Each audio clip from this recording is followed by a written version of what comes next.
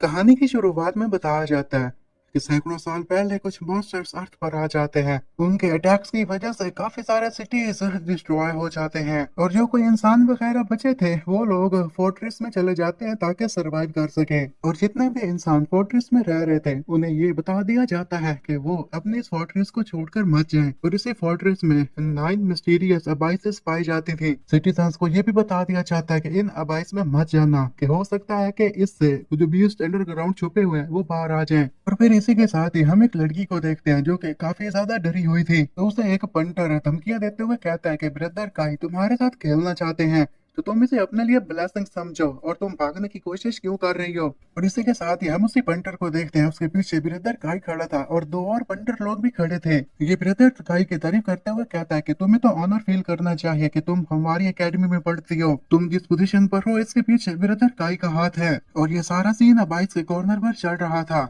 फिर काई उसे बताता है कि तुम्हारे पास दो चॉइसेस हैं। पहली चॉइस तो ये है कि या तो फिर तुम मेरे साथ एंजॉय करो, या और दूसरी ये है कि तुम इस अबाइस में गिर जाओ। आगे से वो लड़की चिल्लाते हुए उसे कहती है, तुम में कैसे लुनेटिक हो जो कि अपनी क्लासमेट्स को असॉल्ट करते हो। तुम गॉडेस लिन के पीछे पड़े हो लेकिन कभी भी तुम उसे हासिल नहीं कर पाओगे और ना ही तुम कभी मुझे टच कर पाओगे। ब्रदर काई आगे से मुस्कुराते हुए उसे कहता है कि मैं तुम्हें ये बताना चाहता हूँ कि तुम जो कह रही हो ना ऐसा बिल्कुल भी नहीं होने वाला। लिंग लिंग मेरे से शादी करेगी और ऊपर से मैंने उसके भाई को भी जेल में डाल दिया है, तो इसलिए उसके पास और कोई चॉइस नहीं है मुझसे शादी करने के अलावा। और ये बातें करते साथ ही उसके करीब आ जाता है और फिर उसे कहता है कि तुम इस वक्त लिन लिंग लिंग को भूल जाओ, तुम बस एक अच्छी बच्ची बनी रहो और मैं जैसा कि तुम्हारे साथ करना चाहता हूँ मुझे करने दो और इससे मैं तुम्हें बाइस से बचा लूंगा। और डर के मारे वो लड़की थोड़ा सा पीछे हटी थी कि उसका पाँव पत्थर पर लगता है जो कि बाइस में जाकर गिरा था। इससे तो उसके डर में और इजाफा हो जाता है। तभी उन लोगों को एक साउंड सुनाई देता है। इस साउंड को सुनते साथ ही पंटर लोगों के होश उड़ जाते हैं और वो डरने लग जाते हैं। और फिर अचानक से उस बाइस में से एक बोन फेस्ड बीस्ट बाहर आ जाता है। उस बीस्ट को देखते साथ ब्रदर काई के भी होश उड़ जाता है और कहता है कि ये तो बी क्लास का बीस्ट है, ये यहाँ क्या कर रहा है। उसके पंटर लोग कहते हैं कि अगर यहाँ पर हमारे पास अवेकंड वन भी होता तो ये उसे आराम से मार सकता था, हमारे पास कोई चारा नहीं, हमें भागना होगा। ब्रदर काई तो डर के मारे उस लड़की को आगे करते हुए कहता है कि तुम मुझे जाने दो और इसे खा लो, मुझे मत खाना। और उसे बीस्ट की तरफ फेंकते हुए कहता है कि इसकी स्किन भी काफी अच्छी है, खाने में तुम्हें काफी अच्छी लगेगी। तो वो बीस्ट एक ही मुक्के से इसका सार इसके धड़ से ही अलग कर देता है। जब बाकी के पंटर लोग देखते हैं कि ब्रदर काई की बॉडी तो दो टुकड़ों में हिस्स तकसीम हो चुकी है तो वो भागते हुए कहते हैं कि हमें हेल्प चाहिए। तो वो किसी को कॉल भी मिलाते हैं। अपनी जान बचाने के लिए तेजी से भाग रहे थे लेकिन उनका ये भाग पाना ज्यादा देर तक काम नहीं आता क्योंकि उस बीच की स्पीड इनसे काफी तेज थी और जो भी पंटर उसके हाथ में आए जा रहा था वो उसे मारता जा रहा था। उन लोगों को अपनी आंखों के सामने मरते देख लड़की तो काफी हैरान हो जाती है और वहीं घुटनों के बल बैठ जाती है। उन लोगों को मारने के बाद वो बीस्ट जैसे ही उस लड़की की तरफ बढ़ता है तो ये देखते साथ ही वो लड़की रोते हुए खुद से कहती है, मेरे साथ जो कुछ भी होने वाला था उससे तो बेहतर यही है कि मैं इस मॉन्स्टर के हाथों मारी जाऊं। कि तभी वो मॉन्स्टर साइड पर उड़ जाता है और ये देखते साथ ही हैरान रह जाती है क्योंकि उस मॉन्स्टर ने उसे कोई नुकसान नहीं पहुंचाया था और उस बीस्ट ने उसे 22 में से छलांग लगाकर सामने वाली बिल्डिंग के ऊपर कूद गया था। तभी यहाँ से हमारा सीन शिफ्ट होता है, हम काई के डैड को देखते हैं। जब उसे ये बात पता चलती है कि उसका बेटा मारा जा चुका है तो वो गुस्से से कहता है कि तुम लोगों की हिम्मत कैसे हुई, तुम्हारी निगरानी में मेरा बेटा कैसे मारा जा सकता है। सिक्योरिटी वाला बंदा जो कि डर के मारे कांप रहा था कहता है कि प्रिंसिपल असल में अंडरग्राउंड जो मॉनिटर्स लगाए गए हैं उससे हमें पता ही नहीं चला कि कब वो मॉन्स्टर बाई से बाहर आ गया। और उसके साथ जो लड़की थी वो बताती है कि मेरे ख्याल में जो बोन फेस्ड बीस्ट है ना वो बाहर से आया था। प्रिंसिपल गुस्से से उनकी तरफ देखते हुए कहता है, तुम्हारा कहने का क्या मतलब कि वो इनकी दीवारों के साथ चिपका हुआ था, वो अबाइस के अंदर मौजूद नहीं था। तुम्हें लगता है कि यहाँ पर कोई मजाक चल रहा है? उस बोन फेस्ड बीस्ट में कोई दिमाग नहीं होता तो वो ये सारी प्लानिंग कैसे कर सकता है और इसके बाद मेरे बेटे को कैसे मार सकता है। और फिर उनको कहता है कि वेल जिस किसी ने भी ये किया है ना उसे तो रिस्पॉन्सिबिलिटी निभाना पड़ेगी। मैं उसे मार दूंगा जिसने मेरे बेटे को मारा है, चाहे वो इंसान हो या मॉन्स्टर हो। तुम लोग उस मॉन्स्टर के ऊपर नजर रखो और मुझे उसकी खबर देते रहना, वो इस फोर्ट्रेस से बाहर नहीं जाना चाहिए और जब वो तुम्हें मिल जाए तो फिर तुम उसे मार देना। इसी के साथ ही फिर हम उस बोन फेस्ड बीस्ट को देखते हैं जो कि उड़ते उड़ते किसी और जगह पर पहुंच जाता है। तभी हम हमारे एमसी को देखते हैं जिसका नाम था लिन जुआन। और ये बोन फेस्ड बीस्ट उसके पास पहुंच जाता है। उसके पास ऑलरेडी दो और भी इसी तरह के बीस्ट मौजूद थे। उसने उसका नाम दिया था नंबर वन। नंबर वन को देखते साथ ही लिन जुआन कहता है कि तुम्हारे कुछ ब्लड के ट्रेसेस हैं, तुम्हें जल्दी से स्पेस में जाना होगा इससे पहले कि तुम पकड़े जाओ। इसी के साथ वो नंबर टू को भी कहता है कि नंबर टू, तुम्हें भी अब आराम करना चाहिए। उसके पास कुछ कार्ड्स जैसा था, तो वो दोनों उस स्पेस में चले जाते हैं। तो बीस्ट जैसे ही उस कार्ड्स में इंटर हुए थे, तो तभी ये मुस्कुराते हुए कहता है कि काई, तुमने मुझे जेल में बंद कर दिया। तुम मेरी बहन को साथ शादी करना चाहते थे, तो देखो मैंने तुम्हें मार दिया और हिसाब बराबर हो गया। तुमने तो कभी सोचा ही नहीं होगा कि मेरे पेट तुम्हें किस तरह मारेंगे। और इसी के साथ लिन जुआन हमें बताता है कि असल में इस दुनिया में मॉन्स्टर ने कब्जा करके रखा हुआ है। जिनके पास ह्यूमन एबिलिटीज होती हैं फाइट करने की, वही सिर्फ सरवाइव कर सकते हैं।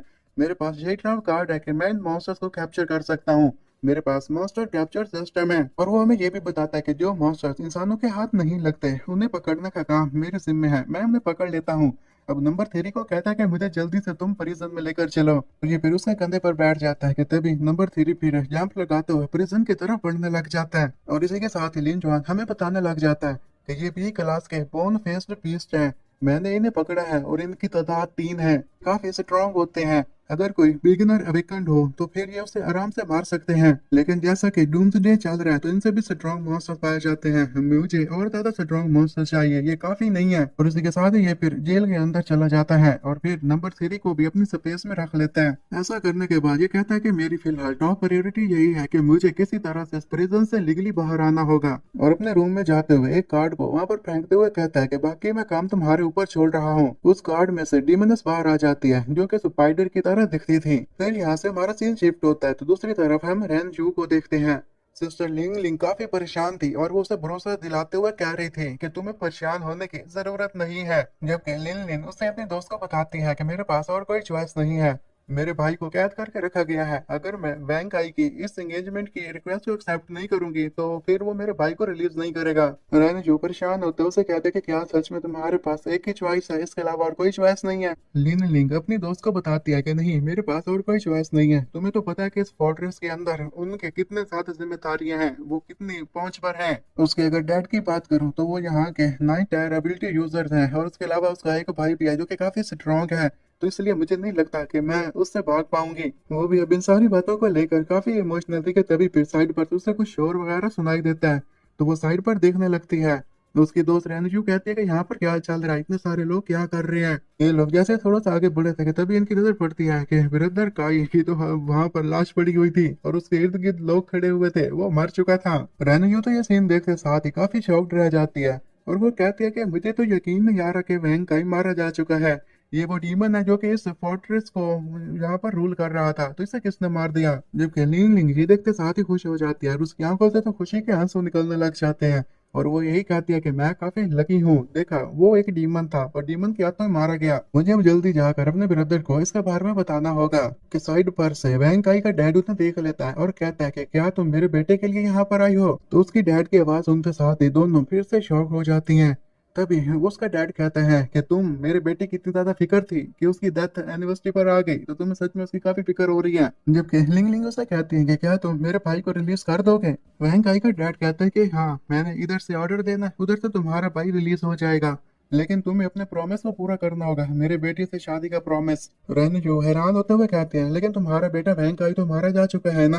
वैंकाई का डैड कहता है कि हाँ मैं जानता हूँ कि वो मारा जा चुका है, लेकिन तुम्हें उससे फिर भी शादी करना होगी, ये एक गोस्ट वेडिंग होगी। यानरू तो हैरान होते हुए कहती है कि ये एक जिंदा इंसान है, ये भला मरे हुए से कैसे शादी कर सकती है। लेकिन लिन लिंग कहती है कि अगर मैं शादी करती हूँ तो मेरे भाई को जाने दोगे। वैंग काई के डैड कहते हैं कि हाँ हाँ, अगर तुम मेरी बात मानोगी तो तुम्हारे भाई को रिलीज कर दिया जाएगा।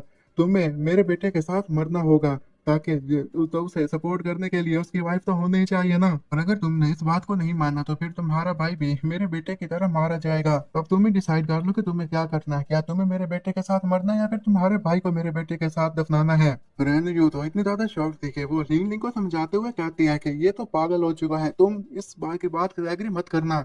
लिन लिंग रोते हुए कहते हैं कि मैं आपकी बात से एग्री करती हूँ, मैं इस घोस्ट वेडिंग के लिए तैयार हूँ। और फिर यहाँ से हमारा सीन शिफ्ट होता है, हम वैंग के लैंड के सीक्रेट चैम्बर को देखते हैं, जहाँ वैंग काई का बड़ा भाई वैंग जैन बैठा था, जो कि 9th टायर एबिलिटी यूजर था। वो अपने डैड को कहता है कि जिस किसी ने भी मेरे छोटे भाई को मारा है, मैं उस सभी को मार दूंगा। और जहां तक लिन फैमिली की बात रही तो उन्होंने घोस्ट वेडिंग के लिए तो एग्री कर लिया है, लेकिन फिर भी क्या उसे जाने देना चाहिए? मिस्टर वैंग उसे कहते हैं कि मैंने उसे कहा था कि मैं उसे मारूंगा जो बेगुनाह होगा, तो इसलिए उसका भाई भी बेगुनाह है, वो हमारा सस्पेक्ट तो है ना, फिर भी उसे मरना होगा। पहले तुम जाकर प्रिजन में उसे मार दो और बाद में जो उसके डैड है ना, शादी के बाद तुम उसे भी मार देना। वैंग जैन इतना सुनते साथ ही खुश होते हुए अपने डैड को भरोसा दिलाते हुए कहता है कि उसका जो भाई प्रिजन में है ना, तो वो तो आज एक्सीडेंटली मारा जाएगा, उसका काम तो आप मेरे ऊपर छोड़ दीजिए। और इसी के साथ ही फिर हम ब्लैक वाटर प्रिजन को देखते हैं, जहाँ पर सारे जो सेल्स है ना, उनके डोर्स ऑटोमेटिकली ओपन हो जाते हैं। और हमें फिर यही बताया जाता है कि असल में एक ऐसी रात आती है जिसे स्लॉटर नाइट कहा जाता है। इसमें कोई भी कैदी दूसरे कैदी को मार सकता है। और फिर उन्हीं में से एक बंदा जो कि गंजा था, तो बाकियों को कहता है कि तुम्हें पता है ना कि हमारा टारगेट कौन है, तो फिर उन्हें क्यों ना उसे मारा जाए। तो बाकी के जितने भी कैदी थे तो वो उसे कहते हैं कि हाँ, हम आपकी बात समझ गए। और फिर वो लोग टीम बनाकर उसी की तरफ बढ़ते हुए कहते हैं कि हमें जाना होगा और उसे मारना होगा, वो हमारे लिए कीड़े मकोड़ों की तरह है। और उसी की एक सेल में लिन जुआन बैठा था कि उसका साथी कहता है कि मेरे ख्याल में लोगों को हायर किया गया तुम्हें मारने के लिए, वो तुम्हारी तरफ आ रहे हैं और ऊपर से ये सेल भी अनलॉक हो चुकी है, तो क्यों ना तुम यहाँ से भाग जाओ, अपनी जान को बचा लो। लिन जुआन तो वहां से जरा बराबर भी नहीं हिलता और उसे कहता है कि मैं भला क्यों भागूं। तो वो बंदा उसे कहता है कि वो ठग्स है, वो तुम्हें मारने के लिए आ रहे हैं। क्या तुम्हें अपनी जान नहीं प्यारी? तुम अपने प्राइड को जरा साइड पर रखो और यहाँ से भाग जाओ। वो कैदी लोग अब इसकी जेल के बाहर आ चुके थे और ये फिर अपने साथी को कहता है कि अगर वो मेरी सेल में इंटर हो गए तो वो मेरी जान ले सकते हैं। और बाहर वो गंजा बंदा बाकी कैदियों को कह रहा था कि सारे गार्ड्स जा चुके हैं, अब उससे हमें कोई नहीं बचा सकता, हम उसे मार के रहेंगे। जबकि उसी सेल के अंदर मौजूद बंदा ये साल सीन देखते साथ ही उसका तो होश उड़ जाते हैं और कहते हैं कि वो आ रहे हैं। फिर अचानक से उनकी आवाज रुक जाती है और वो हैरान होते हुए कहता है कि उन्हें क्या हुआ, क्या वो रुक गए हैं? तो लिन जुआन से कहता है कि मैं जाके देखता हूँ कि वो क्यों रुके हैं। ये लोग जैसे ही बाहर जाते हैं तो वो बिल्कुल भी देखते हैं कि मूव नहीं कर पा रहे। और इसका साथ ही ये देखते साथ ही कहता है कि यहाँ पर ये चल क्या रहा है। कि तभी उन्हीं लोगों के ऊपर हम डिमोनस स्पाइडर को देखते हैं, जो कि अपने जाल में इन लोगों को पकड़े हुए थी और फिर अपने जाल का इस्तेमाल करते हुए इनके टुकड़े टुकड़े कर देती है। और इसका उसने नाम दिया था सिल्कन किलिंग एरे का। और इसका साथी तो ये सीन देखते साथ ही मुंह खुला का खुला रह जाता है और कहता है कि मैं कहीं अजोरा के हल में तो नहीं आ गया, और हे बच्चे तुम आखिर हो कौन? इस पर लिन जुआन उसे बताता है कि इस एपोकलिप्टिक वर्ल्ड में कोई भी मुझे अगर तंग न करे तो मैं किसी को तंग नहीं करूंगा, लेकिन अगर कोई मुझे ऑफेंड करता है तो फिर तो मैं उसे मार ही दूंगा। और इसी के साथ ही फिर हम वार्डन के ऑफिस का सीन देखते हैं। वार्डन से मिलने के लिए स्टीवर रहा था और कहता है कि वार्डन लिन जुआन को कहा गया है कि मारा जाएगा, तो किसकी क्या गारंटी है कि वो मारा जाएगा? तो वार्डन जिसका नाम था ध्यान की आगे से मुस्कुराते हुए कहता है कि मैंने प्रिजन बॉसेस को कह दिया है कि उसके टुकड़े टुकड़े कर देना, तो वो जरूर मारा जाएगा। स्टीवर तो ये सुनते हुए खुश होते हुए कहता है कि ये तो बहुत अच्छी बात हो गई, जब मैं घोस्ट वेडिंग में जाऊंगा तो इसका सार उन्हें गिफ्ट के तौर पर दूंगा। और हमें बताया जाता है कि स्टीवर्ड रॉयल पैलेस से आया हुआ है। उन्हीं के पास एक लड़की खड़ी थी और वो थी डिप्टी वार्डन, उसका नाम था बाइलिन। बाइलिन कहती है कि कुछ तो हमारी तरफ आ रहा है। स्टीवर्ड भी अब इससे डर जाता है और वो वार्डन को कहता है कि कुछ हमारी तरफ आ रहा है, कहीं वो अंदर तो इंटर नहीं हो जाएंगे। उसे डर लगने लग जाता है कहीं ऐसा ना हो कि कुछ कैदी उनकी तरफ बढ़े और उन्हें मार दें। जिस पर वार्डन उसे कहते हैं कि तुम्हें परेशान होने की जरूरत नहीं है, ये डोर इतना मजबूत है कि कोई टैंक भी इसे नहीं तोड़ सकता। स्टीफर्ड वैंग तुम रिलैक्स हो जाओ। कि तभी इतने में वो दरवाजा टूट जाता है और दरवाजे को तोड़ने वाला कोई और नहीं, हम जानते थे कि ये वही बॉडी फेस्ड बीस्ट था। स्टीफर्ड वैंग तो ये सीन देखते साथ हैरान रह जाता है। इवन वैंग और उसके साथ बाइलिन वो भी हैरान खड़ी थी। लिन हुआना विंटर होता है तो उसके साथ वही बॉडी फेस्ड बीस्ट था। स्टीफन वैंग शॉक्ड में था और कह रहा था कि तुम्हारे साथ तो एक बीस्ट है, क्या तुम इसे कंट्रोल कर रहे हो? मैं इसका जरूर ऊपर जाकर रिपोर्ट करूंगा। इसी के साथ ही उस बॉडी फेस्ड बीस्ट ने एक मुक्का इसे मारा था, तो ये मच्छर की तरह वहीं पर फट जाता है। बाइलिन भी जैसे ये सीन देखती है तो वो कहती है कि एक बी रैंक का बोन फेस बीस्ट जिसे एक इंसान कंट्रोल कर रहा है, इसके बारे में तो हमें पहले नहीं पता था और ना इसका कोई रिकॉर्ड मौजूद है, ये पहली दफा मैं देख रही हूँ। वार्डन भी काफी डरा हुआ था और वो धमकी देते हुए लिन जुआन को कहता है कि वेल, अगर तुमने मुझे मार दिया तो तुम यहाँ से कभी नहीं भाग पाओगे। शायद तुम्हें पता नहीं है कि इस प्रिजन को गार्ड करने वाले जो कॉप्स हैं वो काफी स्ट्रॉन्ग हैं, तो इसलिए वो तुम्हें मार देंगे। तो जुआन इनसाइड पर देखते हुए कहता है कि क्या तुम इन्हीं गार्ड्स की बात कर रहे हो? क्योंकि वो गार्ड्स इसी रूम में अब इंटर हो चुके थे, लेकिन उन्हें कंट्रोल कहीं और से किया जा रहा था। तभी वो गार्ड्स अपनी गन्स का रुख उसकी तरफ कर लेते हैं। तो वार्डन ये देखते साथ कहता है कि तुम्हें क्या हुआ, क्या तुम पगला गए हो?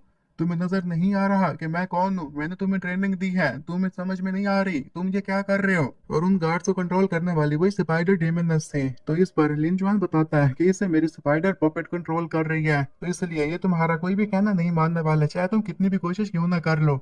वार्डन को पता चल जाता है कि उसका काम नहीं होने वाला, तो वो जल्दी से घुटनों के बल बैठते हैं। उसे कहता है कि तुम मेरी जान बख्श दो, तुम मुझे जाने दो। इसके पीछे वैंग फैमिली का हाथ है, उन्होंने मुझे सबके लिए फोर्स किया था, तुम मुझे बख्श दो। लिन जुआन कहता है कि ठीक है, मैं इसके बारे में सोचूंगा। जो तुम्हारे पास वार्डन अथॉरिटी की चिप है वो तुम मुझे दे दो। तो तभी से ही वो वार्डन जल्दी से वो चिप निकाल लेता है और कहता है कि ये चीज तो तुम्हारे लिए यूजलेस है ना। और उससे वो चिप लेते हुए अपने गार्ड्स को कहता है कि तुम अब इसे मार दो और इससे तुम्हारा कोई लेना देना नहीं है, फेयरवेल। तो तभी ही वो वार्डन तो हैरान हो जाता है और कहता है कि तुमने तो कहा था कि तुम मुझे जाने दोगे ना। तो इतनी देर में वो गार्ड उसे गोलियों से भून के रख देते हैं। उसके मरने के बाद लिन जुआन कहता है कि मैंने तुम्हें कहा था कि तुम मुझे चिप दे दो, मैंने कोई ऐसा वादा नहीं किया कि जिसमें मैंने तुमसे कहा हो कि मैं तुम्हें जिंदा रखूंगा। और वैसे भी वार्डन अथॉरिटी को लेकर मेरे कुछ अपने ही प्लान्स हैं। और तभी साइड पर खड़ी हुई बाइलिन को वो चिप देते हुए कहता है कि तुमसे अब यहाँ की नई वार्डन हो। तो बाइलिन उसे लेते हुए कहती है कि मुझे नहीं मरना, तुम्हें पता है ना इससे मैं मारी जाऊंगी। लिन जुआन उसे कहता है कि इस फोर्ट्रेस का लॉ नंबर 54 आर्टिकल 563 है, जिसमें कहा गया है कि जब वार्डन मारा जाता है तो डिप्टी वार्डन के पास अथॉरिटी हो जाती है कि वो वार्डन की सीट संभाल ले, तो इसलिए तुम्हें कोई नुकसान नहीं होने वाला। और वो फिर एक स्पाइडर एग उसे देते हुए कहता है कि तुम इससे खा लो ताकि इससे मुझे पता चले कि तुम मेरी हो गई हो। वार्डन बायलिन उससे वो लेते हुए फिर उसे निगल लेती है।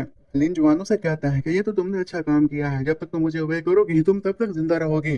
तभी बायलिन अपनी घुटनों के बल बैठते उसे कहती है कि हाँ हाँ, अब से ये मास्टर की ट्रीटरी हुई।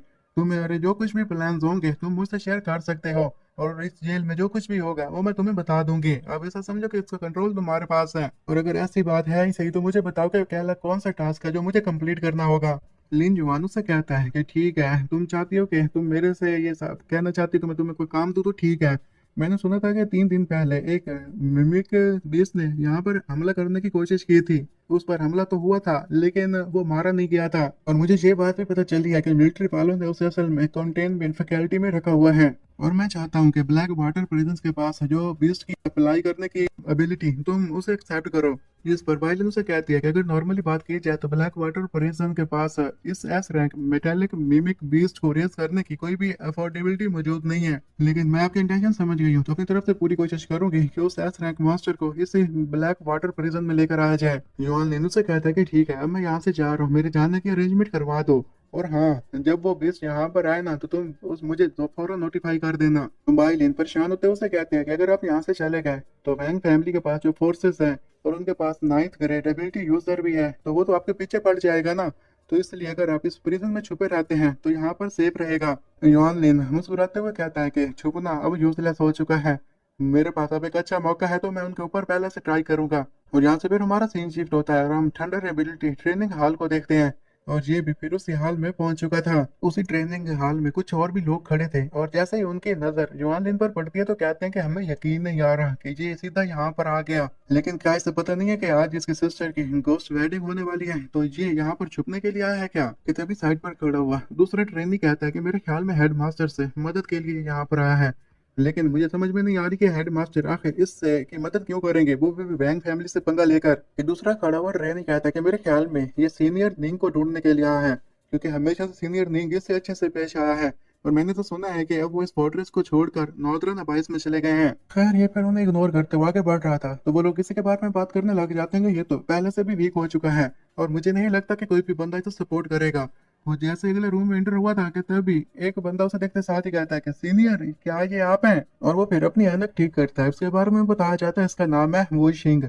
वुई शिंग उसे बताता है कि मैंने गेस्ट की इंफॉर्मेशन कलेक्ट कर लिया जो कि गोस्ट वेडिंग में आने वाले हैं, और मैंने इनके लिए जिन थ्री इलेक्ट्रॉनिक बग्स मॉनिटरिंग का इस्तेमाल किया है, अब मेरे ख्याल में उनकी भी बस हो गई है, वो अब ज्यादा देर तक इसे नहीं संभाल पाएंगे। तो जुआन लिन अपनी पॉकेट में से कैप्चर करने वाले कार्ड्स को निकाल लेता है और कहता है कि मैं तुम्हारे लिए और अरेंज कर देता हूँ। और उनमें से अब काफी सारे बग्स बाहर निकल आए थे कि वो ये देखते साथ ही हैरान रह जाता है। जबकि युआन लिन हमें यही बताता है कि ये बग्स जब मैं ब्लैक वाटर प्रिजन में था ना तो वहां पर काफी पाए जाते थे, तो मैंने इन्हें कैप्चर कर लिया। और मैंने सिर्फ 3 बग्स इस्तेमाल किया था जिससे प्रिजन सर्विलेंस कंट्रोल किया था और बैंक फैमिलीज के नेटवर्क को कंट्रोल किया था।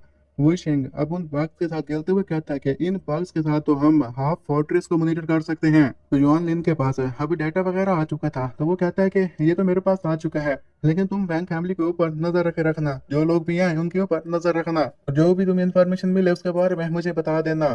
तो तभी वही शेंग पीछे से चिल्ला चिल्ला कर कहता है कि बिग ब्रो आप अपना ख्याल रखना। और इसी के साथ वो ये भी बताता है कि वैंग चैन के चारों टीममेट्स भी आ चुके हैं, और वैंग फैमिली का एल्डर सन भी मौजूद है, वो भी घोस्ट वेडिंग में आने वाले हैं, तो वहां पर खतरा हो सकता है। और ऊपर से जैसा कि आपका बोन मास्क बीस्ट उनके हाथों नहीं लगा, तो इसलिए उन्होंने अपने शहर के इर्द गिर्द एक बैरियर लगा दिया है, तो इसलिए तुम्हें एहतियात बरतना होगी। युआनलिन उसे कहता है कि तुम्हें परेशान होने की जरूरत नहीं है, मेरे पास अपना ही प्लान है। ये उसे शेयर अप करते हुए कहता है कि तुम्हें पता है कि एंटी वैंग फैमिली के सिर्फ हम दोनों ही मेंबर्स हैं, तो इसलिए हम दोनों को ये जानना चाहिए कि कैसे सरवाइव करना है। और फिर वो हमें यही बताता है कि ये 3 महीने पहले की बात है, जब वैंग फैमिली के ऊपर ये सफाई कर रहा था, तो उस वक्त उसकी मदद करने के लिए कोई और नहीं आता, बल्कि यही युआन लिन पहुंचता है। और उस दिन से इसने वादा कर लिया था कि जो कोई भी वैंग फैमिली के खिलाफ होगा ये तो सपोर्ट करेगा। युआन लिन उसे बताता है कि वेल मैंने तुम्हारी इसलिए मदद की थी क्योंकि हमारा गोल सेम ही है, और मैंने कभी नहीं सोचा था कि तुम एक परिवर्ट जो कि कैंपस गर्ल्स की फोटोज लेते हो, तुम बैंक फैमिली से बदला लोगे, वो भी उस लड़की के लिए जिसे उन्होंने अपाइस में फेंक दिया था। तो इसलिए मैं भी तुमसे प्रॉमिस करता हूँ कि तुम्हारे लिए मैं भी जरूर जस्टिस प्रोवाइड करवाऊंगा। तभी फिर यहाँ से हमारा सीन शिफ्ट होता है, हम एक गाड़ी को देखते हैं जो कि स्पीड से बढ़ रही थी, कि उस गाड़ी के अंदर कौंसल मैन बैठा था। तो उसका ड्राइवर कहता है कि कौंसल मैन सच में आप उस वेडिंग में जाना चाहते हैं? आपको पता है ना कि उसमें उस लड़की को मार दिया जाएगा। तो आगे से वो काउंसलर उसे कहता है कि वैसे भी उस लड़की की क्या औकात थी, अगर वो नोबल फैमिली में घोस्ट वेडिंग ही करने वाली है तो इससे उसका दर्जा बढ़ जाएगा, तो इसलिए मेरे ख्याल में इसमें कोई भी दिक्कत वाली बात नहीं है। दूसरे लफ्जों में कहा जाए तो उसकी किस्मत काफी अच्छी है। ड्राइवर काउंसल मैन को बताता है कि मैंने सुना है कि जो घोस्टिंग वेडिंग में फाइनल स्टेप है उसमें ब्राइड को मार दिया जाएगा। काउंसल मैन अपनी पॉकेट में से नाइफ निकालते हुए कहता है कि हाँ, उसका गला तो मैं ही काटने वाला हूँ, ताकि वो फिर अगली लाइफ में जाकर हमारे मास्टर वैंग के साथ रह सके और उसकी खिदमत कर सके। ड्राइवर कौंसल मैन को कहता है कि वो बॉन मास्क भी अभी तक पकड़ा नहीं गया, तो अगर हम वेडिंग में जा रहे हैं तो वहां जाना हमारे लिए खतरे से खाली नहीं होगा। कौंसल मैन कहते हैं कि तुम्हें घबराने की जरूरत नहीं है, अगर वो भी आ गया तो फिर भी हमारी इस गाड़ी से हम उसे उड़ा देंगे, वो हमें कुछ नहीं कह पाएगा। तभी इतने में बोन मास्क बीस्ट पहुंच आता है और उनकी गाड़ी को रोक देता है। ये देखते साथ ही ड्राइवर चिल्ला चिल्ला कर कहता है कि ये तो बोन मास्क बीस्ट है ना। तो कौंसल मैन भी उसे देखते साथ डर गया था। कौंसल मैन फिर ड्राइवर को कहता है कि तुम्हें डरने की जरूरत नहीं है, तुम इस गाड़ी को चलाते रहो, वो चाहे कितना भी स्ट्रॉन्ग क्यों ना हो, हमारी गाड़ी को जिस आर्मर से बनाया गया ये सिर्फ 50% तक ही उसे डैमेज कर सकता है। वो गाड़ी तो चलाने लगता है, लेकिन तभी से नंबर 2 नंबर 3 भी पहुंच आते हैं, इसलिए गाड़ी को चलाना नामुमकिन हो गया था। तो कौंसल मैन ये देखते साथ ही शॉक्ड था और कह रहा था कि हमें तो बताया गया था कि सिर्फ एक ही बोन फेस्ड बीस्ट है, तो ये 3 कहाँ से आ गए? और जैसा कि उन तीनों बोन फेस्ड बीस्ट ने उसे घेर लिया था कि तभी युआन ने उन्हें कहा था कि अब तुम इनके ऊपर अटैक करो। इसी के ऊपर ही वो हाइड्रोलिक आर्मर डिफेंस जो कि 100% कंप्लीट था, बार बार अटैक किए जा रहे थे, और थोड़ी ही देर में फिर वो उस आर्मर को तोड़ने में कामयाब हो जाते हैं। अब जैसा कि आर्मर टूट चुका था कि तभी ही फिर एक बीस्ट अंदर से कौंसल मैन को बाहर निकाल लेता है। तो कौंसल मैन को पता था कि उसका आखिरी वक्त करीब आ चुका है, लेकिन फिर भी वो डील करना चाहता था। वो जुआन लिन को कहता है कि तुम मुझे जाने दो, तुम्हें जो भी इनाम चाहिए वो मैं तुम्हें दूंगा। तो जुआन लिन उसके पास जो नाइफ मौजूद था उस नाइफ को बाहर निकालते हुए कहता है कि तुम मुझे घोस्ट वेडिंग में लेकर जा रहे थे ना। इस पर तो वो हैरान होते हुए कहता है कि तुम मुझे जाने दो प्लीज, लेकिन जॉनलिन कहाँ सुनने वाला था, उसे नाइफ का इस्तेमाल करके उसे मार देते हैं। और फिर तभी एक और कार्ड निकालते हुए कहता है कि शैडो अब ये तुम्हारी बारी। तभी उस कार्ड में से एक शैडो बाहर निकला था और वो उसकी डेड बॉडी के पास जाता है और उसके ऊपर अपनी शैडो स्नैचिंग तकनीक का इस्तेमाल करता है, और वहां से उसकी ये सारी चीजें चुराने के साथ ही ना अपने साथ खड़े हुए जॉन लिन को उसी बंदे में चेंज कर देता है जिसके पास है। अब इसके पास 2 घंटे बाकी बचे हुए थे, और जॉन लिन कहता है कि मेरे ख्याल में इतना टाइम काफी है घोस्ट वायरिंग में जाकर उन लोगों को मारने के लिए। और इसी के साथ फिर यहाँ से हमारा सीन शिफ्ट होता है और हम नार्सिसियस नोबल सेमेट्री को देखते हैं, जहाँ पर कुछ लोग बात कर रहे थे कि जिस ब्राइड की गोस्ट वेडिंग होने वाली है, सुना कि वो काफी खूबसूरत है। तो आगे से दूसरा बंदा कहता है कि वो चाहे कितनी भी खूबसूरत क्यों ना हो फिर भी उसे दफना दिया जाएगा, और वो एक कॉमनर है तो इलीट्स की नजरों में उनकी कोई अहमियत नहीं होती। जिस पर पहले वाला बंदा कहता है कि मैंने सुना है कि यंग मास्टर को मारने वाला बंदा अभी तक जिंदा है। जिस पर दूसरा बंदा उसे बताता है कि तुम्हें परेशान होने की जरूरत नहीं है, ये एक रॉयल फैमिली है, तो इन्होंने ना काफी 9th रैंक के एसपस को यहाँ पर बुलाया हुआ है, इन्होंने ट्रैप भी साथ किया हुआ है, तो अगर वो बॉडी फेस्ड मॉन्स्टर अपीयर होता है तो ये उसे मार देंगे। किसी के साथ एक जोरदार धमाका होता है, देखते साथ ही वो लोग डर जाते हैं। अब 4 लोग आ चुके थे जो कि 9th 22 स्क्वाड में से थे, और इसमें से एक बंदा जो कि उनका शायद लीडर था कहता है कि वैंग जैन हम आ गए।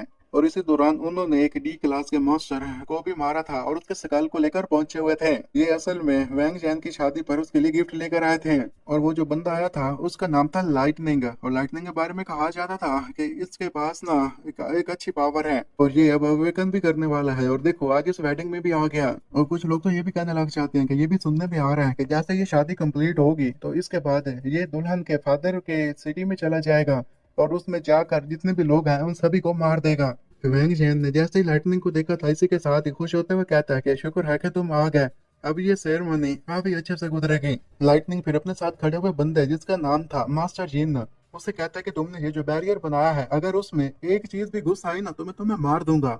बैरियर मास्टर जीन कहता है कि परेशान होने की जरूरत नहीं है, मैंने ये जो बैरियर बनाया है इसमें एस रैंक से कम के लेवल का मॉन्स्टर नहीं आ सकता। और उसी सकाल के ऊपर एक और बंदा बैठा था उसका नाम था ऑब्जर्वर यू। ऑब्जर्वर यू कहता है कि जो कोई भी बैरियर के करीब आने की कोशिश करेगा उसके बारे में मैं आप लोगों को पहले ही बता दूंगा। तो फिर तभी वो खुश होते हुए कहता है कि कोई चीज उस बैरियर के पास आ रही है। वहां से उसकी तरफ भागते हुए उन लोगों को बताता है कि मैं इस मामले को हैंडल कर लूंगा। बैरियर मास्टर जीन ये देखते साथ ही खुश हो जाता है और कहता है कि असल में ये जो लुनेटिक यू है ना ये इसके पास साइक की एबिलिटी है, ये उस कंट्रोलर को लोकेट कर लेगा मॉन्स्टर के थ्रू और उसके बाद वो कंट्रोलर मर जाएगा, उसे कोई नहीं बचा पाएगा। कि तभी हम देखते हैं कि एक बाघ असल में ना बिजली के तारों के साथ टकरा जाता है और उससे करंट लगता है। तो ये भी फौरन फिर उसके पास पहुंचते हुए उस बाघ को पकड़ते हुए कहता है कि मैंने एक बड़ी मछली को पकड़ लिया है। अब वो इसके कंट्रोलर का पता लगाना चाहता था, अपनी साइक एबिलिटी का यूज करता है कि तभी उसकी नजर वही शिंग पर पड़ जाती है। तो ये समझ चुका था कि इसका टारगेट वही शिंग है। ये फिर उसकी तरफ भागते हुए कहता है कि मैं भी अब देखना चाहता हूँ कि तुम्हारा मास्टर कितना स्ट्रॉन्ग है और तुम्हारे दिमाग में क्या चल रहा है। कि अचानक से वो हवा में रुक जाता है, उसके लिए मूव कर पाना काफी मुश्किल हो रहा था, उसकी आंखों के आगे अंधेरा छा रहा था। अब उसकी हालत पहले से काफी खराब हो चुकी थी और वो कहता है कि मुझे यकीन नहीं आ रहा कि मेरे ऊपर पॉइजन का इस्तेमाल किया गया, बल्कि नहीं नहीं मेरे ऊपर तो साइकिक पोल्यूशन का इस्तेमाल किया गया है। लेकिन वो तो कंट्रोलर वीक था तो वो भला ऐसा कैसे कर सकता है। और इसी के साथ ही फिर उसका ब्रेन फट जाता है और वो जमीन पर गिर जाता है। हमें बताया जाता है कि ऑब्जर्वर अब ब्रेन डेड हो चुका है। तो वही शेंग फिर अपनी आंखें सीधे करते हुए कहता है कि ये मेरे पास असल में डी क्लास का मॉन्स्टर सोल हाउल है और इसी का इस्तेमाल मैंने किया और इसके पीछे सीनियर ब्रदर का हाथ था, अगर वो ना होता तो मैं कब तक मारा जा चुका होता। और जैसा कि अब ये मारा जा चुका है तो सीनियर जैसे ही उस वेडिंग में जाएंगे तो किसी को पता भी नहीं चलेगा कि सीनियर असल में भेस बदल कर आए हुए हैं। तो तभी फिर हम उधर वेडिंग का सीन देखते हैं जहां पर अब जॉन लिंदा कौंसल मैन का रूप धार कर पहुंच चुका था। उसका वेलकम करने के लिए वैंग जैन खुद आता है। तो तभी ये गाड़ी से उतरते साथ ही वैंग जैन पर गुस्सा करते हुए कहता है कि मैं एक रॉयल फैमिली का गेस्ट हूँ, तुम्हारे डैड को मुझे लेने आना जाना चाहिए था ना, तो तुम यहाँ पर क्या कर रहे हो, लगता है कि तुम्हें तमीज नहीं है। तो वैंग जैन बड़ा बड़ा एहतराम देते हुए कहता है कि मुझे माफ कीजिएगा, असल में मेरे डैड ना शादी की दावत की तैयारी कर रहे हैं, तो अगर कोई मिसअंडरस्टैंडिंग हुई है ना तो मुझे इसके लिए माफ कर दीजिएगा, हमें समझिए, आप मेरे पीछे आइए। अब वहां पर इर्द के जितने भी लोग खड़े थे वो कहते हैं कि काउंसिल मैन पहुंच तो चुका है लेकिन इसकी शक्ल से दिखाई दे रहा है कि इसे काफी गुस्सा आया हुआ है। कहीं ऐसा तो नहीं है कि रॉयल फैमिली ने एक्सीडेंटली इन्हें ऑफेंड कर दिया है। जबकि वो उनको कहता है कि मुझे तुम ब्राइड के रूम में लेकर जाओ, मुझे उससे मिलना है। और तभी फिर हम अंदर का सीन देखते हैं जहां पर लाइटनिंग परेशान हो रहा था और कह रहा था कि अभी तक यू वापस क्यों नहीं आया। बैरियर मास्टर जीन से बताता है कि उसने अभी तक कोई इंटेल भी नहीं भेजी, कुछ तो उसके साथ गड़बड़ है। लाइटिंग कहता है कि फिर तुम जाओ और उसका पता लगाओ, जिस पर बैरियर मास्टर यीन से कहता है कि ठीक है मैं अभी पता लगा कर वापस आता हूँ। जबकि बाहर जुआन लिन जो कि घूम फिर रहा था कि तभी उसकी नजर एक लड़के पर पड़ती है और वो उसे कहता है कि हे जरा तुम मेरी बात सुनना। तो लड़का अपनी तरफ इशारा करते हुए कहता है कि क्या चेयरमैन तुम मुझसे बात करना चाहते हो। और हमें उसके बारे में बताया जाता है इसका नाम है फरीजर जहान। चेयरमैन उसे कहता है कि हाँ हाँ तुम मेरे पास आओ, मैंने तुमसे कुछ सवाल वगैरह पूछने हैं। और ये फिर उसे ये कहता है कि अगर तुम यहाँ से चले गए तो मुझे यहाँ पर नुकसान हो सकता है, उसकी गारंटी कौन देगा। मैं जानता हूँ कि तुम लोग 9th लेवल के लिटिल बास्टर्स हो, तुम स्ट्रॉन्गेस्ट फोर्स के ज्वाइन किए हुए हो, तो अगर तुम यहाँ पर मेरी मदद नहीं करोगे तो तुम किसकी मदद करोगे, मेरी इजाजत के बगैर बाहर कोई नहीं जा सकता। फ्रीजर है उसे कहता है कि असल में मुझे माफ कीजिएगा, हमारा एक टीममेट अभी तक कोई रिप्लाई नहीं दे पा रहा, मुझे लगता है वो खतरे में है, इसलिए मैं उसके बारे में पता लगाने के लिए जा रहा हूँ। बैरियर मास्टर यहीं भी पहुंच आता है और वो कहता है कि जहां तक मुझे पता है ना कि हम 9th हवाई स्क्वाड के लोग हैं, हम इंडिपेंडेंटली ऑपरेट करते हैं, कोई भी हमारे ऊपर हुक्म नहीं चला सकता। तो युआन लिन उन्हें कहता है ओह अच्छा तो तुम लोग इंडिपेंडेंट हो, लेकिन वो तो तब इंडिपेंडेंट हो गए ना जब तुम लोग अवेकंड हो गए, लेकिन अभी तक तो ऐसा तुम्हारे साथ कोई सीन नहीं है। लेकिन देखो अब मैं तुम्हारे साथ क्या करता हूँ, जो तुम लोग अबाइस स्क्वाड वाले अबाइस पास लेकर जाते थे ना 3 महीनों तक, तो वो सस्पेंड किया जाता है और ऊपर से जो तुम्हारे एक्सप्लोरेशन फंड्स थे उन्हें भी सस्पेंड किया जाता है। और इतना ही नहीं, मैंने सुना कि तुम्हारी फैमिली जो कि शेल्टर्स में रह रही है उन्हें सलाम जोन में भेज दिया जाएगा। जैसे ही ये बात बताता सुनते ऐसे के साथ ही दोनों हैरान रह जाते हैं कि उसके इर्द गिर्द जितने भी लोग खड़े थे तो वो कहने लग जाते हैं कि ये साला यहाँ पर चल क्या रहा है। हमें यकीन नहीं आ रहा कि काउंसलर अपनी एबिलिटी का यूज करते हुए 9th लेवल के एबिलिटी यूजर को सप्रेस कर रहे हैं। अगर ये इस तरह के इंसान है तो सोचो अपने फायदे के लिए ये क्या कर सकते हैं। तो यह बात सुनने के साथ ही लाइटनिंग भी पहुंच आता है और कहता है कि ये बंदा तो काफी लुनेटिक है। और फिर वो कहता है कि काउंसलर, अगर आपने ये सब कुछ कह ही दिया है और आपको चाहते हैं कि हम यहाँ पर रुककर आपकी निगरानी करें, आपकी प्रोटेक्शन करें, तो ठीक है, फिर हम यहीं पर रुकेंगे, आपकी प्रोटेक्शन करेंगे। जबकि पीछे खड़े हुए लोग यही कहने लग जाते हैं कि असल में लाइटनिंग अब अवेकन करने वाला है और काउंसलर वांग उसे टारगेट कर रहे हैं। लगता है कि इसे आगे नजर नहीं आ रहा कि जब वो अवेकन करेगा तो इसकी सेफ्टी की जिम्मेदारी कौन लेगा। वो इसका एक पावरफुल दुश्मन बन जाएगा। तो युआन लिन आगे से मुस्कुराते हुए कहता है कि मुझे भला इन लोगों की क्या परवाह, मुझे फ्यूचर में जो भी होगा उससे मतलब नहीं है, फिलहाल मेरी हिफाजत की जाए, मेरे लिए यही जरूरी है। और वो ये भी कहता है कि वैंग फैमिली के लिटिल ब्राइट, अब तुम मुझे ब्राइड को दिखाने के लिए ले जाओ। और इसी के साथ ही हमारा सीन शिफ्ट होता है और हम ब्राइड के रूम को देखते हैं जहाँ पर वैंग के डैड खड़े थे और कह रहे थे कि अब सारा काम होने वाला है तो तुम अच्छे से बिहेव करना। जिस पर लिन लिंग जो कि ब्राइड के सूट में बैठी थी तो कह रही थी कि जब तक आप प्रॉमिस करते हैं मेरे भाई को कोई नुकसान नहीं होगा तो मैं भी कोई प्रॉब्लम क्रिएट नहीं करूंगी। लेकिन अगर मैंने पता चला कि ने अपने प्रॉमिस को तोड़ दिया है तो मेरे मरने के बाद भी तुम जिंदा नहीं बचोगे। वैंग के डैड मुस्कुराते उससे कहते हैं कि वेल वेल वेल, मैंने तुमसे प्रॉमिस किया, मैं अपने प्रॉमिस को पूरा करूंगा, कभी मैं अपने प्रॉमिस को नहीं तोड़ता। और फिर वो मन ही मन में कहता है कि इस वक्त तो जिस बटलर को मैंने भेजा था वो इसके भाई की डेड बॉडी लेकर पहुंचता ही होगा कि तभी फिर उसके रूम का दरवाजा धड़ाम से ओपन होता है।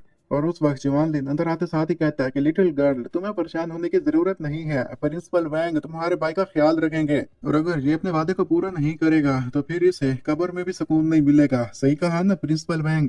जिस पर मिस्टर वैंग आगे से हंसते हुए कहते हैं कि हाँ हाँ, आपने सही कहा। लिन लिंग उसे कहती है कि आप यहाँ के काउंसलर हैं ना, तो क्या आप मुझसे प्रॉमिस करते हैं कि जब मैं मर जाऊंगी तो उसके बाद मेरे भाई को ये रिलीज करते हैं या नहीं, उसकी निगरानी आप कीजिएगा। तो युआन लिन मुस्कुराते हुए उससे कहता है कि हाँ, मैं तुमसे वादा करता हूँ, अगर वैंग फैमिली ने तुम्हारे भाई को रिलीज ना किया तो मैं पूरी वैंग फैमिली को स्लॉटर कर दूंगा।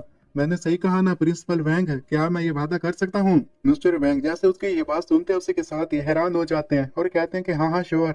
और मन ही मन में कहता है कि आखिर ये इतने ज्यादा हार्ड क्यों एक्ट कर रहा है। लीन लिंग परेशान होते हुए कहती है कि चाहे मेरी जान पे चली जाए, मुझे अपने भाई की सेफ्टी की काफी फिक्र है। युआन लिन उसे कहता है कि हाँ डेफिनेटली, और मन ही मन में कहता है कि तुम्हें परेशान होने की जरूरत नहीं है, मैं तुम्हें बचा लूंगा। तभी मिस्टर वैंग साथ में खड़ी हुई मेड को कहते हैं कि तुम काउंसलर को वीआईपी रूम में लेकर जाओ और इन्हें कहो कि रेडी हो जाएं क्योंकि मैरिज 5 मिनटों में रेडी होने वाली है। वो मेड काउंसलर को कहती है कि काउंसलर आप मेरे पीछे आइए, और इसके बारे में हमें बताया जाता है इसका नाम है एन की। खैर इसी के साथ ही फिर वो उसे सीढ़ियों पर फॉलो करने लग जाता है।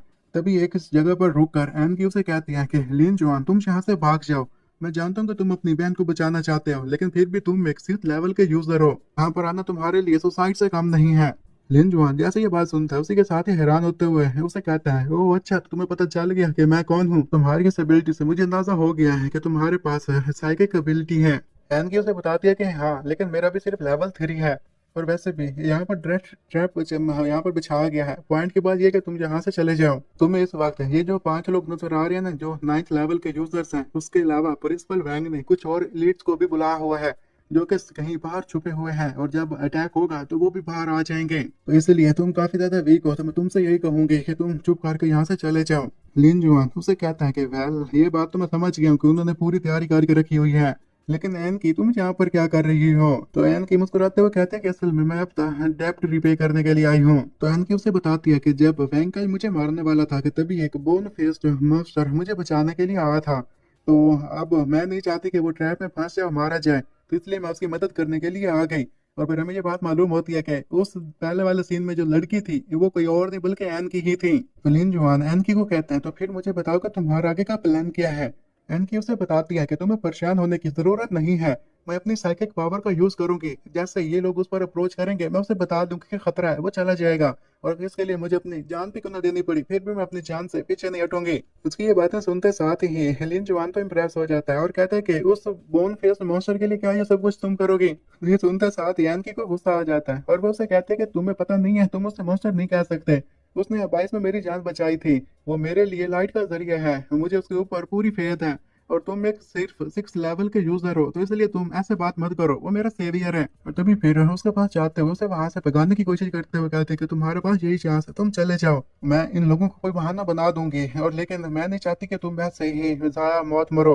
तभी दरवाजा ओपन होने लगता है तो लिन चुआन हैंकी को कहता है कि मेरे ख्याल में तुम्हारे पास टाइम नहीं बचा, और ये कहा जाता है कि हम काउंसलर को वेलकम कहते हैं। और सभी लोग अब काफी एक्साइटेड थे क्योंकि घोस्ट वेडिंग सेरेमनी शुरू होने वाली थी। ये लोग भी फिर उस रूम में इंटर होते हैं और लिन जुआन कहता है कि अब मेरे ख्याल में ब्राइड को इस रूम में लेकर आ जाना चाहिए, कि उन्हीं एबिलिटी यूजर्स में से फिर एक सभी लोगों को कहता है कि जरा 1 मिनट सब्र कीजिए, हमें अभी अभी पता चला है कि एक काकरोच इस सेरेमनी में आ चुका है, तो क्यों ना पहले उसे ठिकाना लगा दिया जाए। जब इस सेरेमनी में आए लोगों को पता चलता है तो वो तो शॉक्ड रह जाते हैं और कहते हैं कि इतनी कड़ी निगरानी में भी कोई भला कैसे अंदर आ सकता है। कि तभी वो फिर एबिलिटी यूजर एनकी के ऊपर अटैक करते हुए कहता है कि हमने जितनी भी इन्वेस्टिगेशन करवाई है, हमें मालूम हुआ है कि ये लड़की अपनी फेक आइडेंटिटी के साथ आ गई है, यही वो कॉकरोच है जिसकी मैं बात कर रहा था। तो एनकी ये देखते साथ ही अपनी साइकिक एबिलिटी का यूज करते हुए लिन जुआन को कहती है कि मैं तो फिलहाल मुसीबत में फंस चुकी हूँ, लेकिन फिर भी तुम्हारे पास टाइम है, ये मेरे ऊपर जब अटैक करेंगे तुम यहाँ से भाग जाना। और तभी फिर वो 3 गिनना शुरू कर देती है ताकि उसके ऊपर अपनी साइकिक एबिलिटी का यूज कर सके। और इससे पहले कि वो अपनी साइकिक एबिलिटी का यूज करती, तभी सामने जो हुआ था जो देखते साथ ही हैरान रह जाती है, क्योंकि उस वक्त लेन चुआन अपनी फुर्ती दिखाते हुए उस बंदे के सामने आते हुए उसे वहीं पर मार देता है। तो ये देखते साथ ही एन की उसे कहती है कि मैंने तुम्हें कहा था ना कि तुम यहाँ से भाग जाओ, तो तुम क्यों नहीं भागे। तो तभी साइड पर खड़ा हुआ लाइटनिंग भी ये सीन देखते हुए कहता है कि अच्छा अब मुझे पता चला, तुम तो रियल काउंसलर हो ही नहीं, तुम तो एक छोटे मोटे से रिक स्टार हो, और तुम्हें लगता है कि तुम अब यहाँ से बच पाओगे। वैंग जैन भी ये देखते हुए उससे कहता है कि तुम्हारा आखिर गोल क्या था जो तुम काउंसलर बन के यहाँ पर आए। जिस पर लिन जॉन उन लोगों को कहता है कि मेरा एक ही गोल है कि तुम में से कोई भी जिंदा नहीं बचेगा। लाइटनिंग उसे कहता है कि तुम सिर्फ 6 लेवल के एबिलिटी यूजर हो, और जो लड़की एन की है ना वो अपनी साइकिक एबिलिटी का भी यूज कर चुकी है, वो तुम्हारी मदद नहीं करेगी। और तुम्हें लगता है कि तुम हम बंदों से पंगा ले सकते हो, लगता है कि तुम्हें अब मरना होगा, अगर तुम मरने से बचना चाहते हो तो घुटनों के बल बैठ कर इस सब के लिए हमसे माफी मांगो। तो लिन जुआन अपने कार्ड्स निकालते हुए उन्हें कहता है कि ओ अच्छा, तो तुम्हें लगता है कि मैं भाग जाऊंगा, ये तो अभी शुरुआत है, क्योंकि अभी तो गेम टाइम अभी स्टार्ट हुआ है। और फिर वो अपनी स्पेस की पावर का यूज करने लग जाता है। तो लाइटनिंग उससे बचते हुए एक शील्ड बना लेता है और कहता है कि इसके पास तो कंट्रोल टाइप की एबिलिटी है, लेकिन इसके अटैक इतने ज्यादा स्कैटर्ड क्यों हैं, और मुझे नहीं लगता कि इन अटैक से ये हमें कोई भी नुकसान पहुंचा पाएगा, ये एक क्लोन है। और उस वक्त बैरियर मास्टर जिन ने भी अपने साथियों को बचाने के लिए बैरियर्स बना लिए थे, और हंसते हुए कहता है कि ये हमें मारेगा, इसे लगता है कि ये हमें मार पाएगा, ये काफी अजीब सी बात है। कि तभी ही फिर उस पर अटैक्स होते हैं और वो मारा जाता है, और इससे तो वो काफी शॉक्ड रह गया था। और वैंग जैन भी जैसे ये देखता है तो वो भी ये कहता है कि वेल ये कार्ड्स हमारे ऊपर अटैक कर रहे हैं, इससे जरा बच के रहना। तभी वो कार्ड बैरियर मास्टर जिनका काम तमाम करने के बाद दोबारा लिन जुआन के हाथ में आ जाता है। और ये देखते साथ ही लाइटनिंग भी हैरान था और वैंग चैन भी हैरान था, और कहता है कि ये कार्ड तो सुपर सोनिक है। और जबकि ये सारा नजारा देखते साथ एन की भी हैरान थी और कहती है कि तुमने अभी अभी 9 की एनर्जी का यूज किया, तो तुमने ये सब कुछ कैसे किया। और तभी ही वो फिर उन कार्ड्स को इक्विप कर लेता है और कहता है कि मैं मॉन्स्टर्स को इस बैरियर के अंदर समन तो नहीं कर सकता, लेकिन उनके कार्ड्स का यूज कर सकता हूँ। और इसी की वजह से उसने एक रेयर साई का इस्तेमाल करते हुए ए टाइप के मॉन्स्टर कार्ड को यूज किया था, और अब वो जिस कार्ड का इस्तेमाल करने वाला था वो वही स्पाइडर डिमनस थी। और कहता है कि अब मैं साई को कंट्रोल कर सकता हूँ, और इसी की वजह से शायद मैं 6 से पीक टाइट 9 में पहुंच गया। लाइटनिंग अब काफी गुस्से में आ जाता है और वो फिर अपनी पावर्स को एक्टिवेट करते हुए कहता है कि तुमने ट्रिक का इस्तेमाल करते हुए 9 स्टेज पर तो पहुंच गए, लेकिन फिर भी तुम मेरा सामना नहीं कर पाओगे, मैं तुम्हें एक सिंगल फ्लिक में मार दूंगा, और ये मेरे तुम्हारे ऊपर एक बहुत बड़ा रहम होगा, चाहता तो मैं तुम्हें पहले टॉर्चर भी कर सकता था। एन की फिर उसे बताती है कि मुझे माफ करना है, अब मैं मेरे पास इतनी एनर्जी नहीं बची कि मैं तुम्हारी मदद कर सकूं और यहाँ से भागने में भी तुम्हारी मदद कर सकूं। कि इतने में लाइटनिंग ने फिर अपनी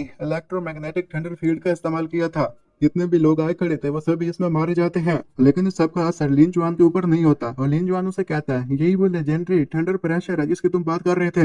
लाइटनिंग उसे कहता है कि हाँ हाँ यही वो चीज है जिसके बारे में तुम्हें बता रहा था, तुम्हें सबकी अहमियत के बारे में क्या पता लिटिल आंट। और इसी के साथ ही फिर वो अपनी डिवाइन पनिशमेंट का इस्तेमाल करते हुए उस पर अटैक करने के लिए तेजी से आगे बढ़ता है, और वो फिर धमाका करते हुए कहता है कि मैं जानता हूँ कि तुम एक और एलियन का इस्तेमाल कर रहे हो, लेकिन फिर भी मेरी इस फिस्ट के सामने तुम नहीं टिक पाओगे।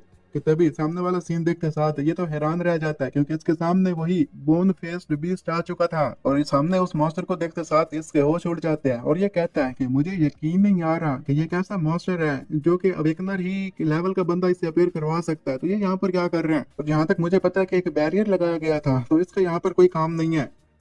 तो इस पर लिन जुआन उसे बताता है कि हे इडियट, तुम्हें पता नहीं है कि मैंने बैरियर मास्टर को मार दिया है, तो इसलिए ये मास्टर रिपेयर हो सकता है। कि तभी उस बॉडी फेस्ड बीस्ट ने इसे अपने हाथों में जकड़ लिया था। ये बचने की तो कोशिश कर रहा था, लेकिन उस सब से बच नहीं पा रहा था। लिन जुआन को ये देखते साथ काफी मजा आता है और कहता है कि अब तुम्हें पता चला कि एक मक्खी होना क्या चीज होती है। इसी पर ही फिर वो मॉन्स्टर उसे अपने दोनों हाथों की मुट्ठी बंद कर देता है, जिससे इसके टुकड़े टुकड़े हो जाते हैं। तो वैंग जैन ये देखते साथ ही हैरान होते हुए उस मॉन्स्टर की तरफ इशारा करते हुए कहता है कि तुम ही वो है ना जिसने मेरे भाई को मारा।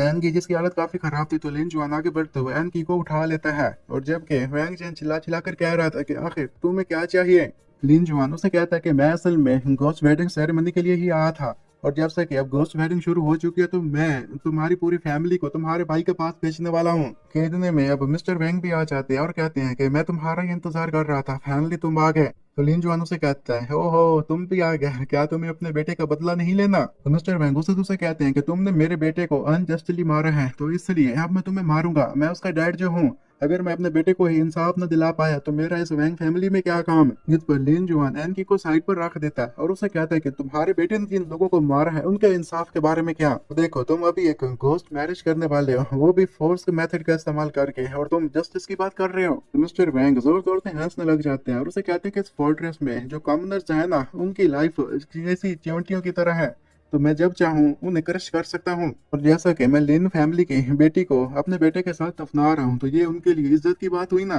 और जैसा कि तुम अब यहाँ पर आ चुके हो, तो यहाँ से बाहर जाने के बारे में सोचना भी मत।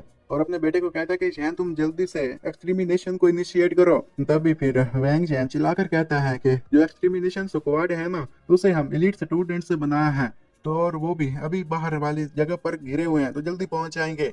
और वो फिर उन लोगों को कहता है कि ये यहाँ से बच के नहीं जाना चाहिए। तभी वो इलीट क्लास के लोग भी पहुंच जाते हैं और कहते हैं कि हमारी हंट अब शुरू हुई, और इसके लिए वो काफी ज्यादा एक्साइटेड थे। और वो जल्दी से उस पूरी जगह को इर्द गिर्द से घेर लेते हैं ताकि यहाँ से मक्खी तक बाहर न जा सके। लिन जुआ ये देखते हुए लोगों को कहता है, ये तो बहुत अच्छी बात हो गई, वैसे भी मैं तुम सभी लोगों को इस घोस्ट वेडिंग में मारने के लिए ही तो आया था, तो अब सभी लोग पहुंचे हैं तो मुझे मारने में काफी आसानी होगी। और फिर जल्दी से ये अपनी ब्लैक एंड व्हाइट वो चैंग बीस्ट को बाहर निकाल लेता है। उनके पास फ्लूट थे और वो जल्दी से फ्लूट बजाने लग जाते हैं। वैंग जैन जैसे ये देखता है तो कहता है कि आखिर ये चीज क्या है। और फिर हमें ये बताया जाता है कि वो जिस फ्लूट का इस्तेमाल कर रहे थे उसका नाम था वो चैंग सोल समनर का।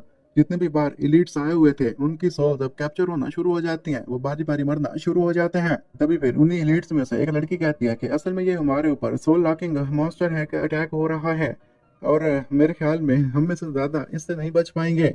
मेरे पास रेजिस्टेंस की पावर है, मतलब ऐसी शील्ड है जो कि इसे रेजिस्ट कर सकती है, तो 10 मीटर के दायरे में मेरे पास ही रहो।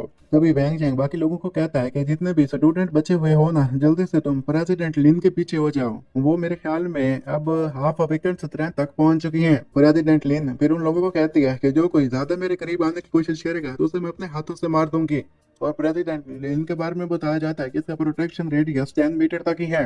तभी साइड पर प्रेसिडेंट जो भी खड़ा था उसका प्रोटेक्शन रेडियस 20 मीटर था, और जो कि ये कहता है कि मैं किसी भी वीक को प्रोटेक्ट नहीं करने वाला। और फिर हमें साइड पर एक और बंदा दिखाया जाता है जिसका नाम था प्रेसिडेंट टेविलाइट, जो कि कहता है कि हाँ तुम मेरे पीछे आ जाओ। उसका प्रोटेक्शन रेडियस 30 मीटर तक का था। और इसी के साथ हम प्रेसिडेंट मो को देखते हैं, उसका प्रोटेक्शन रेडियस 500 मीटर तक का था, जो कि ये कहता है कि गॉड फादर मैं आपको श्योरिटी देता हूँ कि इस प्रॉब्लम को आज खत्म कर दिया जाएगा। प्रेसिडेंट मूव फिर उन लोगों को कहता है कि मैंने ये पता लगा लिया है कि इसे यूज करने वाले की जो फिजिकल डिफेंस है ना, वो काफी वीक है। मैंने उसके वीक पॉइंट्स को लॉक कर लिया, तो चलो जाकर अब उसके ऊपर अटैक करते हैं। तो उसके साथ खड़े हुए बाकी के प्रेसिडेंट्स कहते हैं कि हाँ हम आपकी बात समझ गए। वो लोग थोड़ा सा आगे गए थे, तभी उन्हें ऐसा फील होने लग जाता है कि शायद ऊपर से स्नो गिर रही है। लेकिन तभी उनमें से एक बंदा उसे टच करते हुए कहता है कि ये तो पेपर कॉपर कॉइन्स हैं, मेरे ख्याल में जैसा कि घोस्ट वेडिंग हो रही है ये उसी के लिए बनाए गए हों। और जैसा ही उसने उसे टच किया था उसी के साथ ही इसकी डेथ हो जाती है, और कहता है कि ये तो पॉइजनस है, इससे बच के रहना। और फिर इसी के साथ ही उसकी बॉडी फट जाती है। अब जिन जिन लोगों के ऊपर वो पेपर कॉइन्स गिर रहे थे वो लोग वक्त के साथ साथ मरते जाते हैं। प्रेसिडेंट लिन ने जैसे ये देखा था तो वो कहते हैं कि ये तो मेरे ख्याल में जिन कॉर्प्स मदर वाइन है ना, जो कोई भी इसे टच करेगा वो मारा जाएगा।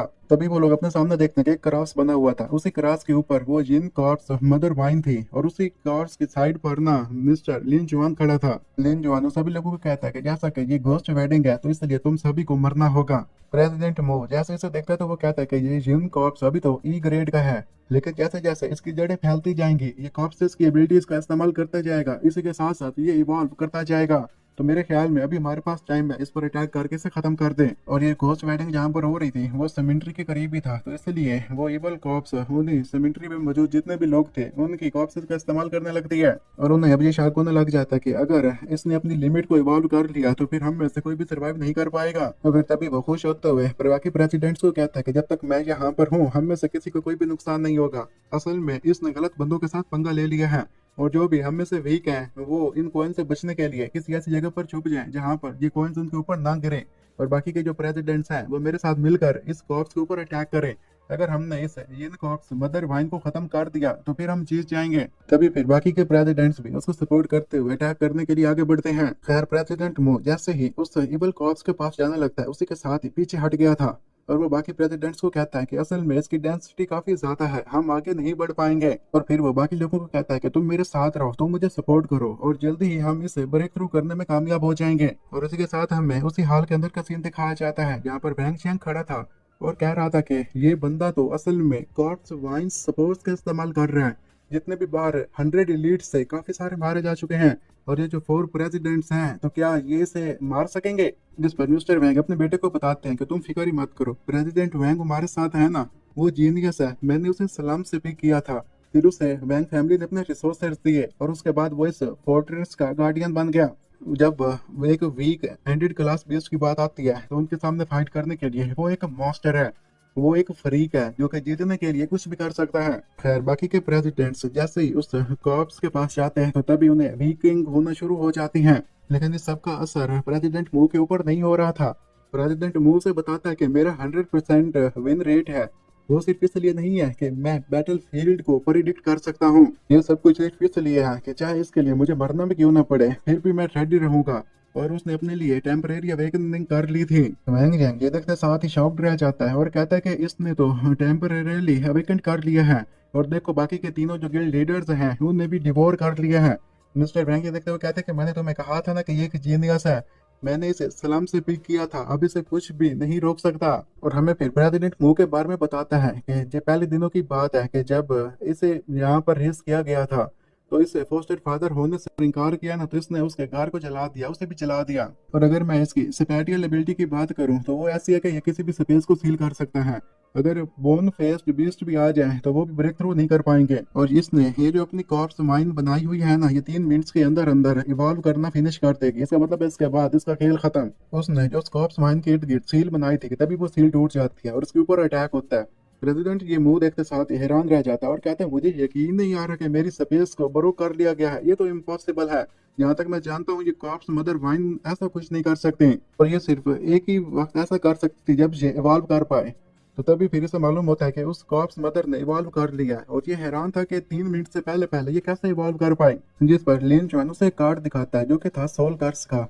असल में उसकी वजह से ये मॉन्स्टर की एवोल्यूशन की स्पीड को 10% तक इंक्रीज कर सकता था, और उसे कहता है कि इसी कार्ड का इस्तेमाल करके मैंने इसकी स्पीड को इंक्रीज कर दिया। और उस मदर ने जैसे ही उसकी सोल को ऑब्जॉर्व कर लिया था तभी ही हम देखते हैं कि किस तरह प्रेसिडेंट मुंह नीचे गिरता और वो हड्डियों का ढांचा बन चुका था।